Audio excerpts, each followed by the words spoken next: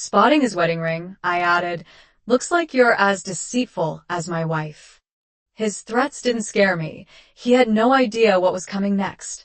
Betrayal doesn't announce itself with a loud crash. It sneaks in silent and invisible, weaving through the threads of trust until everything unravels.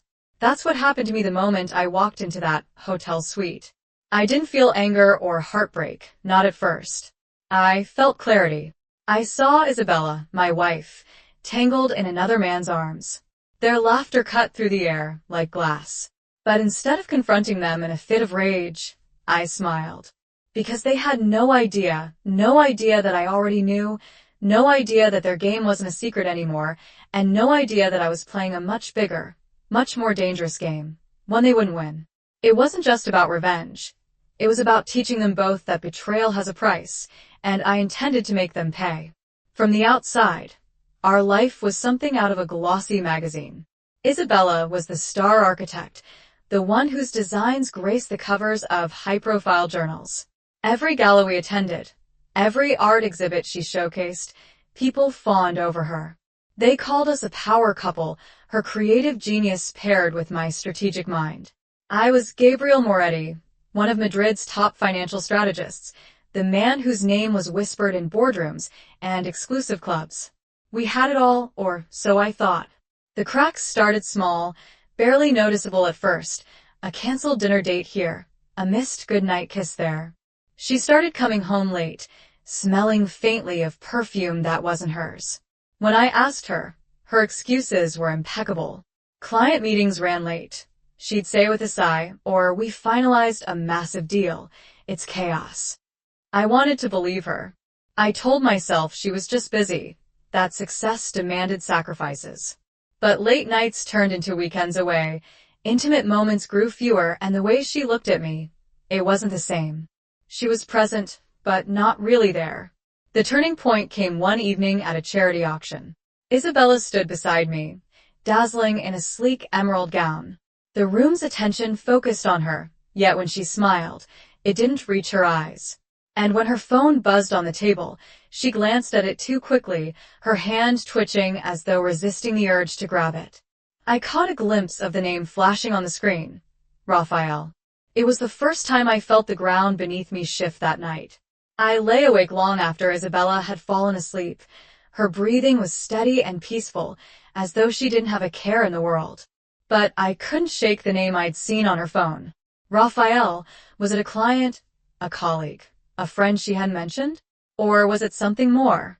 The question gnawed at me until I couldn't take it anymore. I slipped out of bed, careful not to wake her, and made my way to the living room. Her phone was on the counter, just within reach. My heart pounded as I picked it up, the screen lighting up in the darkened room. Her messages were protected by a passcode, of course they were. But her email wasn't. I opened the app, scrolling through a sea of work correspondence. Just as I was about to give up, I found it, a message from Raphael, marked confidential. My hands trembled as I opened it. Raphael, last night was unforgettable. I can still feel your warmth. Same time next week. The words blurred as anger and disbelief surged through me. My mind raced. Who is this man? How long had this been going on? And how could she lie to my face every day, pretending we were still the perfect couple? I didn't wake her. I didn't confront her. Not yet. I needed more. The next morning, Isabella kissed me goodbye as she left for work.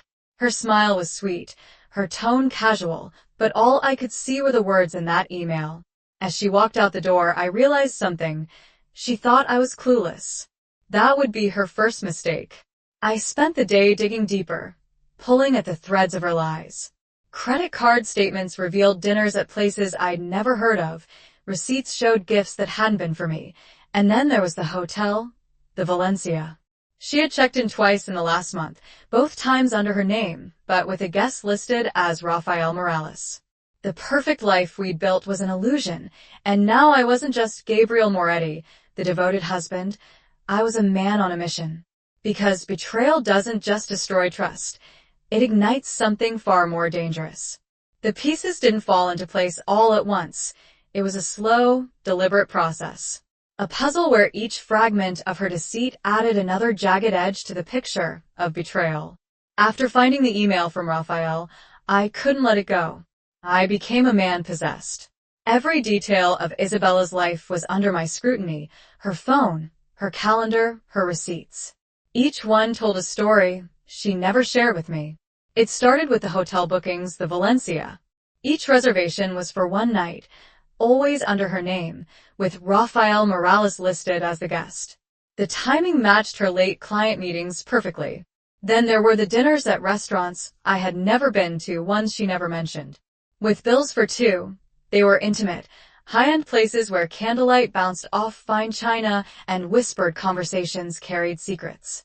It wasn't just the money or the locations that hurt, it was the sheer audacity.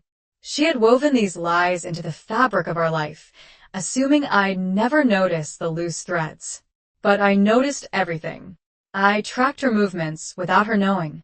Every evening she claimed to be working late. I followed at a distance. I watched as she arrived at the Valencia, always careful, always checking her surroundings. She thought she was cautious, but not cautious enough. One night, I saw him, Raphael. He met her outside the hotel, his arm casually wrapping around her waist, like he owned her. The way she looked at him, her smile soft, her eyes warm, told me everything I needed to know. That look was supposed to be mine, but I wasn't angry, not yet. I was focused. I knew I couldn't act without a plan if I wanted to dismantle this betrayal. I had to be precise, calculated. The moment came sooner than I expected. A week after watching them disappear into the Valencia together, I invited Isabella to dinner at home.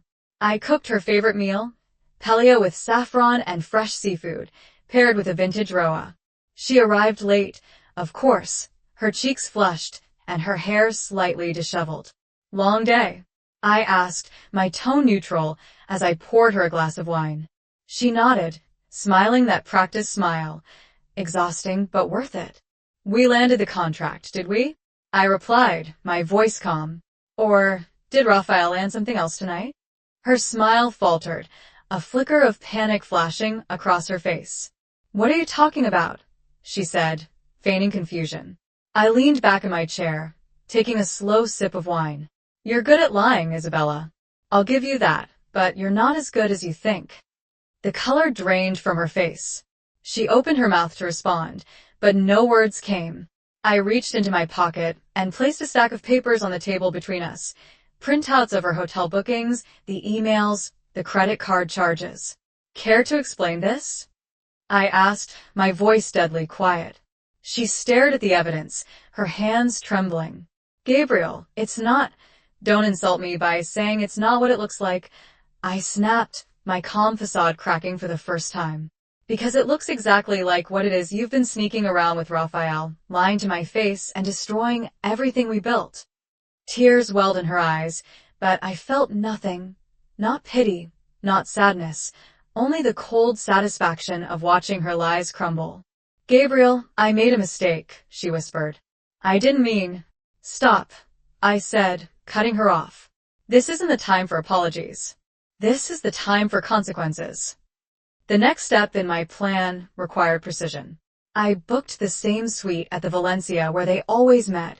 It was almost poetic, using the very stage of their betrayal as the setting for their downfall. I didn't tell Isabella. Instead, I called Raphael directly, using a burner phone and a fake name. "Let's meet at the Valencia," I suggested. "Suite 305. You'll recognize the place." When the day came, I arrived early, setting the scene. I brought everything: photos, emails, and even a recording of Isabella's tearful confession from our confrontation. I wanted Raphael to see exactly what he had gotten himself into. He arrived first, his usual cocky demeanor on full display. I watched from the shadows as he entered the suite, pouring himself a drink as if he owned the place. Minutes later, Isabella arrived, her expression nervous. When she saw me standing in the corner, her face went pale. "Gabriel," she stammered. "What are you? Please sit," I interrupted, gesturing to the sofa. Raphael, now visibly uneasy, glanced between us. "What is this, Raphael?" he asked, his voice sharp. I smiled. pulling out the stack of evidence and laying it on the coffee table. "This is the end of your little game," I said, "and the beginning of mine." I turned to Raphael. "Nice ring, by the way," I said, nodding to the gold band on his finger. "Looks like you're as deceitful as my wife." His jaw clenched. "You don't scare me," he spat. "You should be scared," I replied, my voice low, "because what's coming next will destroy you." Before they could respond, I placed my final move on the table, a USB drive. "This," I said, "contains everything. Emails, receipts, photos. Enough to ruin you." Raphael's face blanched at the mention of his wife. "And you, Isabella," I added, turning to her. "The moment this goes public, your career, your reputation, it's over. You'll be nothing but a cautionary tale." The room was silent, the weight of my words settling over them. For the first time, they realized the game was over. But for me, it was just beginning. Revenge, I realized, wasn't about rage. It was about precision, about ensuring every action landed with devastating accuracy. Isabella and Raphael thought they were untouchable. They thought I was just the wronged husband, angry but powerless. They couldn't have been more wrong. My first move was subtle. I sent the USB drive to Sophia, Raphael's wife, anonymously. The package contained everything: photos of Raphael and Isabella together, screenshots of their emails, and even a hotel invoice for their favorite suite. I imagined her opening it in their pristine living room, the walls of her seemingly perfect life crumbling in an instant. But I wasn't done. Raphael's real estate firm thrived on its pristine reputation. I leaked documents to his biggest competitors, proof of shady backdoor deals, bribes, and tax evasion. Within days, whispers turned into headlines. His partners distanced themselves publicly while privately pressuring him to resign. And then there was Isabella. Using the evidence I had collected, I anonymously tipped off her biggest client, a multinational corporation commissioning a high-profile project. I didn't have to lie. The truth was damning enough. Do you really want a brand associated with someone whose personal life is splashed across the tabloids? I wrote. The client dropped her within hours. Isabella didn't know I was behind it, not yet. She called me one evening, her voice shaking. "Gabriel, everything's falling apart. My projects, my reputation. I don't know what to do." I could hear the desperation in her voice, but it didn't move me. "Actions have consequences, Isabella," I said, my tone icy.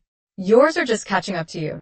A month later, I stood on the balcony of my penthouse, a glass of scotch in hand. The city lights stretched before me, a glittering reminder of the life I had rebuilt. Behind me, the living room was silent, except for the faint hum of classical music. Isabella was gone, her belongings packed into boxes she would never retrieve. Raphael had disappeared from the public eye, his career and marriage reduced to ashes. Sophia had filed for divorce, taking the kids and moving to Lisbon to start a new life. But their downfall wasn't what satisfied me the most. It was the control I had reclaimed. They had tried to rob me of my dignity, my trust, my life, but I had taken it all back, and more. The cold air bit at my face as I leaned on the railing, staring down at the bustling streets. Betrayal is a powerful teacher, I thought. It strips away illusions, leaving only the truth. And the truth was this: I wasn't the man they thought they could manipulate. I had been forged in fire, and now I was unbreakable. Taking a final sip of scotch, I whispered into the night, "Sometimes the storm doesn't destroy you. It makes you stronger." Months later, life had found a new rhythm. The chaos of betrayal had faded, replaced by a quiet confidence I hadn't felt in years. I had learned to trust again, not in others, but in myself. One afternoon, as I browsed a small gallery near the Prado Museum, I noticed a woman standing by a painting. She was striking, with a quiet grace that drew me in. She caught my gaze and smiled, her eyes warm and kind. "Beautiful, isn't it?" she said. "Just into the painting more than words can say," I replied, though I wasn't looking at the artwork anymore. Her name was Elena, a photographer visiting Madrid for an exhibit of her own. We spent hours walking through the gallery, talking about art, life, and everything in between. She didn't ask about my past, and I didn't feel the need to tell her. For the first time, I felt free.